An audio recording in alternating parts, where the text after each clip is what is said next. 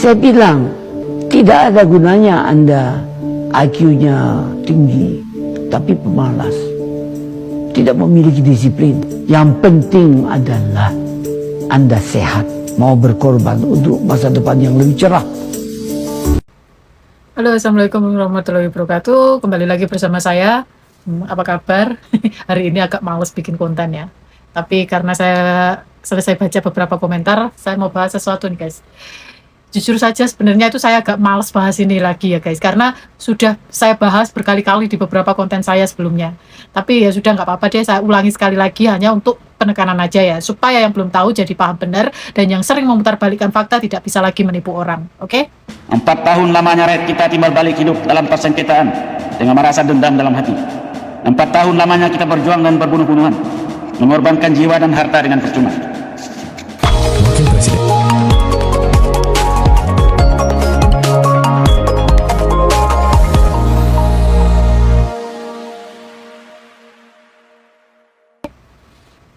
Kalian pasti sering banget kan lihat di komentar-komentar atau bahkan ada beberapa konten kreator asal negara sebelah itu yang membuat narasi bahwa kita ini, Indonesia, mendapatkan kemerdekaan itu karena kita bayar utang ke Belanda, alias kita bayar utangnya Belanda gitu guys, kayak pakai pay later gitu. Dan kata mereka utang Indonesia itu diantaranya adalah meneruskan utangnya Belanda gitu. Ini dari narasi yang mereka sering buat ya. Nah, ini semua harus kita luruskan sampai ke akar-akarnya, supaya tidak ada lagi yang salah tangkap lagi, dan sebarkan ke teman-teman kalian ya, yang belum tahu, supaya mereka juga belajar tentang sejarah negaranya sendiri. Wakil Presiden Republik Indonesia, Muhammad Hatta, termasuk rombongan yang akan berangkat ke Belanda untuk menghadiri konferensi meja bundar. Tampak Sultan Hamid II dari Pontianak, selaku Ketua BRIFO, Majelis Permusyawaratan Federal, juga Muhammad Rum, anggota delegasi Republik Indonesia. Turut berangkat pula Meryl Kochran, anggota Komisi untuk Indonesia PBB dari Amerika Serikat. Tampak hadir Sultan Syahrir, juga Ali Sastroamidjojo. Siti Rahmiati Hatta tampak melepas suaminya. Keberangkatan Van Rooyen menandai berakhirnya satu periode perundingan yang berlangsung selama sebulan. Pertama, ingat baik-baik ya, tanggal 17 Agustus 1945 itu, Indonesia sendiri yang memproklamasikan kemerdekaan. Itu hasil perjuangan rakyat, darah dan nyawa pahlawan kita. Bukan membeli, bukan membayar, atau bukan juga hadiah. Kita merdeka karena Indonesia berani menuntut hak kita sendiri. Oke? Momen perpisahan dengan pemerintah federal sementara, bentukan Belanda diantaranya Hussein Jayadiningrat dan Hilman Jayadiningrat. Selanjutnya, anggota Komisi untuk Indonesia PBB dari Belgia, Ernst Heremans. Dengan kepergian tokoh-tokoh penting dalam perundingan Indonesia-Belanda ini, maka di Den Haag dimulailah babak akhir perundingan. Satu persatu rombongan tiba di Bandara Schiphol Belanda pada pertengahan Agustus 1949. Tampak Sultan Hamid II, Ketua BFO, didampingi Abdul Ghaffar Pringgodiglo dari delegasi Republik Indonesia. Ali Sastroamidjojo dan Muhammad Ron Van Rooyen tiba di Belanda bersama Ajek Flair, Sekretaris BFO. Ini adalah rombongan delegasi negara-negara bagian. Mereka disambut oleh Van Rooyen. Atang Kartanakarja, pemimpin delegasi Jawa Timur. Pangeran Sosronegoro, pemimpin delegasi Kalimantan Timur. Saleh Ahmad, delegasi Bangka. Jumhana Wiriatmaja, pemimpin delegasi Pasundan. Jaidin Purba, delegasi Sumatera Timur. Bung Hatta tiba bersama Susuhunan Surakarta Pakubuwana 12 sebagai penasihat delegasi. Mereka disambut Sekretaris Konferensi Meja Bundar MG, Prinsen, dan J. Am van Marsevin selaku Ketua Delegasi Belanda. Sebelum ke Den Haag, Muhammad Hatta menggelar temu media di restoran. Bung Hatta berharap tujuan konferensi Meja Bundar, yakni penyelesaian sengketa Indonesia dan penyerahan kedaulatan, akan segera tercapai.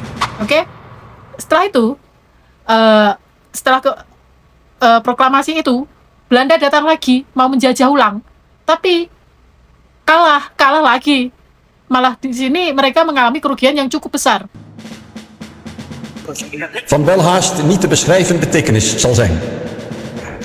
Wanneer de conferentie leidt tot bevredigende overeenstemming, gevolgd door praktische verwerkelijking van de gestelde doeleinden, dan wordt de deur geopend naar een onafhankelijk en soeverein Indonesisch volksbestaan en naar een samengaan van beide volkeren op de basis van vrijheid en vriendschap. Een ontwikkeling welke als het wereldgebeuren dit gedoogt, kan leiden tot een nieuwe bloei van de geestelijke en stoffelijke waarden waarop een gezonde maatschappij moet steunen. Wanneer de conferentie mocht mislukken, staan ons consequenties te wachten waaraan ieder weldenkend mens niet anders dan met diepe verontrusting kan denken. Vast staat dat hoe de conferentie zich ook ontwikkelt, zij van ingrijpende historische betekenis zal zijn voor het leven van de volkeren van Indonesië en Nederland. Van Indonesië eist thans spoedige verwezenlijking. Wanneer dan ook na een succesvolle afloop van de rondetafelconferentie aan Nederland de taak toevalt zijn soevereiniteit aan een nieuwe, democratische, Indonesische rechtsstaat over te dragen, dan betekent dat een daad die gedragen wordt door een belangrijke meerderheid van ons volk. Daarom zijn dit sentiment en groepsegoïsme. Met het volle besef van onze menselijke zwakheden en fouten, zowel in persoonlijk als in nationaal verband, moeten wij bereid zijn elkander tegemoet te treden in het vertrouwen dat ook de ander niet alleen gespitst is op de bevrediging van eigen wensen, maar zich mede richt op een onderlinge verbondenheid, welke beider belangen en die van de wereld dient. Het zal vaak moeilijk zijn dit vertrouwen op te brengen. Ik mag in dit verband niet nalaten met grote ernst te wijzen op de noodzakelijkheid dat de daadwerkelijke strijd zowel met wapens als door propaganda wordt gestaakt. De geschiedenis zal het uiteindelijk oordeel vellen over deze conferentie. Wij houden deze conferentie voor het oog van de wereld. En wij zullen moeten beseffen dat de waardering die onze volkeren in de wereld zullen genieten, mede afhankelijk zijn van de wijze waarop wij deze onderhandelingen voeren.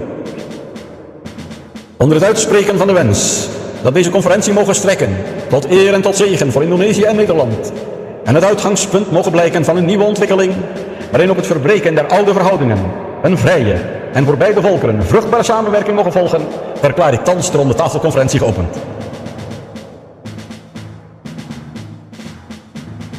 Dan untuk mengakui kemerdekaan kita pada tahun 1949 itu, di momen itulah yang sering disalahartikan, sering diputar balik ya bagi pembenci kita orang Indonesia. May I request the chairman of the Republican delegation, Dr. Andes Muhammad Kanda, to take the floor. Tuan Ketua, apabila kita sekarang berkumpul di keliling meja bundar ini, maka segala pihak pasti mempunyai keyakinan bahwa pemusyawaratan kita di sini harus mencapai wujudnya, yaitu penyerahan kedaulatan yang penuh dan nyata kepada bangsa Indonesia dengan tiada bersyarat. Akhirnya, setelah 4 tahun berunding dan bertempur dengan pengorbanan jiwa dan harta yang tidak sedikit, yang sebenarnya sangat berguna bagi pembangunan masyarakat dan produksi, maka terbukalah pikiran bahwa penyelesaian yang cepat harus dicapai. Pengalaman yang pahit di masa yang lampau memberi kenyataan bahwa hanya satu-satunya jalan untuk menyelesaikan soal Indonesia ialah penyerahan kedaulatan yang tidak tertangguh. Hendaklah Indonesia sudah merdeka, Republik Indonesia Serikat telah berdiri, diperlengkapi dengan kedaulatan yang penuh dan nyata. Ini adalah suatu tuntutan psikologi massa yang tak boleh kita abaikan. Suatu soal irasionalisme memang, tetapi jangan disia-siakan. Tuan Ketua yang terhormat, saya berpendapat manakala kita yang berunding di sekeliling meja bundar ini dengan sungguh-sungguh mau mencari penyelesaian dalam soal Indonesia yang akan berakhir dengan penyerahan kedaulatan yang penuh dan nyata dan tidak bersyarat, maka kita harus memusatkan minat kita kepada kepentingan masa datang daripada bangsa kedua belah pihak. Apabila pandangan kita dipusatkan ke situ, maka pertikaian paham akan kecil sekali dan maksud konferensi meja bundar ini akan lekas terselenggara. 4 tahun lamanya rakyat kita timbal balik hidup dalam persengketaan dengan merasa dendam dalam hati. 4 tahun lamanya kita berjuang dan berbunuh-bunuhan, mengorbankan jiwa dan harta dengan percuma. Marilah kita sekarang memulai sejarah baru di atas dasar damai dan kerjasama. Bangsa Indonesia dan bangsa Belanda kedua-duanya akan memperoleh bahagianya.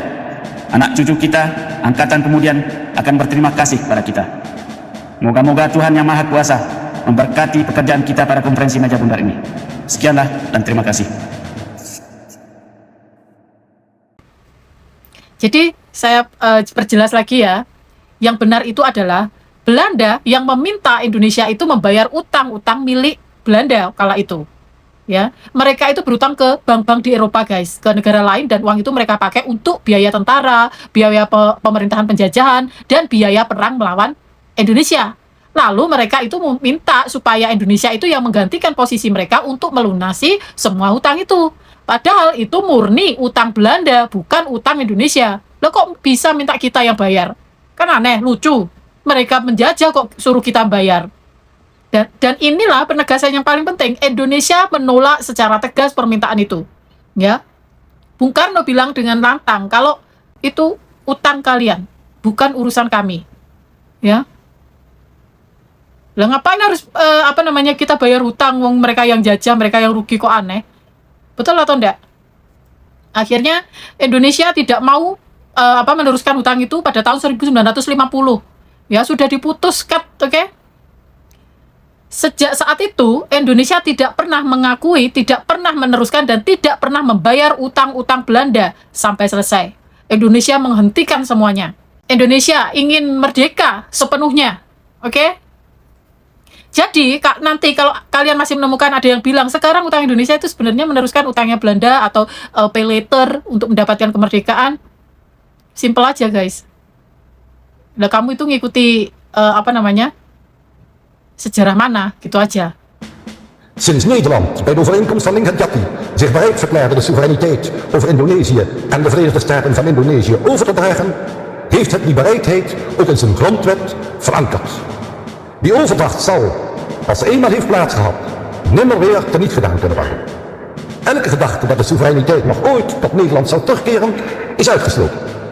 Het vrijheidsideaal van de Indonesische volkeren zal dus, voor zover dit van Nederland afhangt, onherroepelijk verwezenlijkt worden. Yang jelas, hutang kita saat ini itu adalah hutang kita sendiri untuk kepentingan negara kita sendiri, untuk pembangunan dan sebagainya, oke? Bukan warisan atau lanjutan dari hutang penjajah, oke? Terus kenapa sih negara sebelah itu suka banget menyebarkan narasi bohong seperti ini? Ya satu, gampang jawabannya, guys. Karena kemerdekaan mereka itu adalah pemberian dari Inggris, bukan hasil perjuangan sendiri. Dan sampai sekarang pun masih di bawah pengaruh Inggris. Monarki mereka pun masih di bawah kakinya Inggris. Jadi mereka itu kayak merasa nggak percaya diri alias insecure melihat Indonesia yang merdeka sepenuhnya dan berdiri tegak tanpa tunduk pada siapapun. Jadi apakah kalian merasa bahwa negara sebelah itu sudah merdeka sepenuhnya?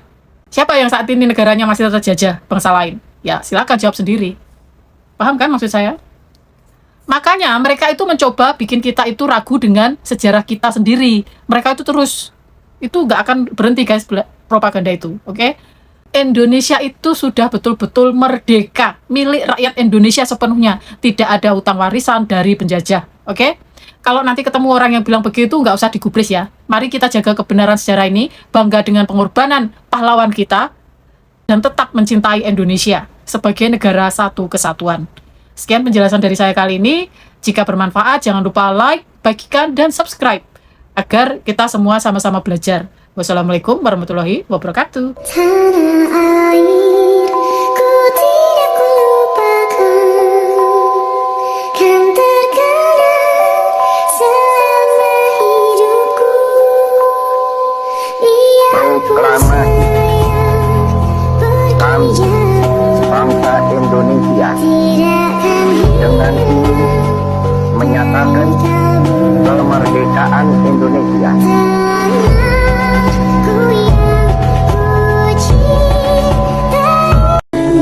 Jakarta, 17 Agustus 1945, atas nama bangsa Indonesia, Soekarno, Hatta.